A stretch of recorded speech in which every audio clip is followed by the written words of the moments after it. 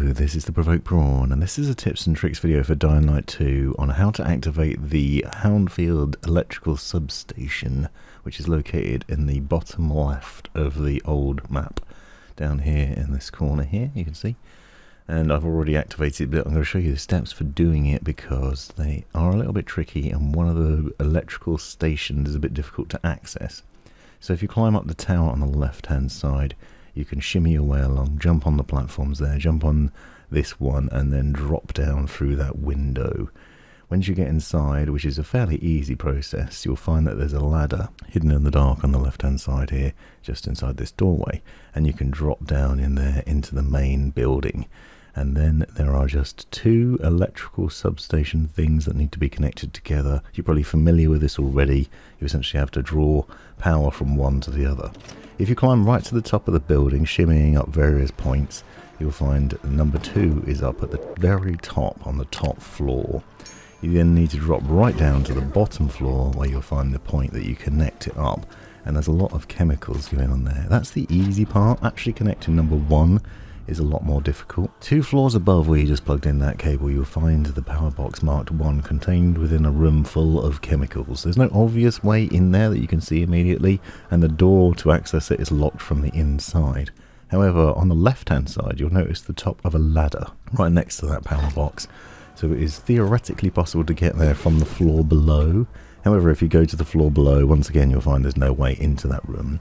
There is, however, an open doorway, and next to that a vent on the inside, so you need to go down to the ground floor again, right where you plugged in that Mark II cable, and again you'll find there's a locked door and a lot of chemicals to worry about, so you need to hurry up in this area. Go basically below there and you'll find a ladder that you can climb up.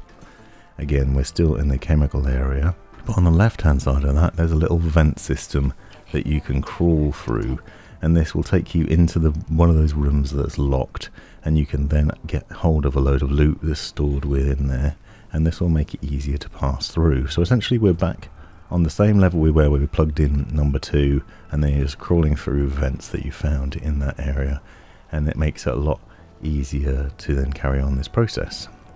So a little bit complicated, but you can see you come out of there, and then there's a chest that you can open with some extra loot in it and some shrooms to grab hold of, and then obviously you then have access to that door that was locked previously. If you look around that room, you'll find there is nothing here that's of use, which is frustrating because it feels like you wanted to be able to get up and above you, but it's not quite that straightforward. So if you go back to the room where the ladder leads up above, and you climb up that ladder, you can then jump up here, and now we're back on that same spot again, and you'll notice the vent there. But if you go to the other side of the room, you'll see where the ladder is. So this is where the ladder is, where we looked through the door previously and saw the power station for number 1. So now you can connect that up, and then you can open the door to let yourself out of this room, which was previously locked from the inside, and then obviously you can see the station across there. Now you can run down the stairs, but I've got the grappling hook so I can jump straight across. But if you don't have the grappling hook, don't worry, you can run down the stairs and then connect up number 1.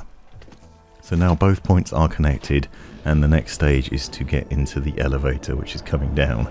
However, as you'll see, it goes right past me and below onto the floor below, so you have to drop down to the floor below again and then jump into that elevator. That will then take you to the top, and then you can go and activate the final point to turn the system on.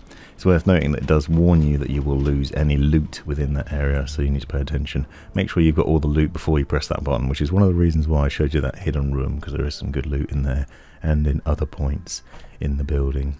This has been the Provoked Prawn. Hope you found this video useful. Be sure to check out the description to the playlist with other tips and tricks for Dying Light 2. Thanks for watching.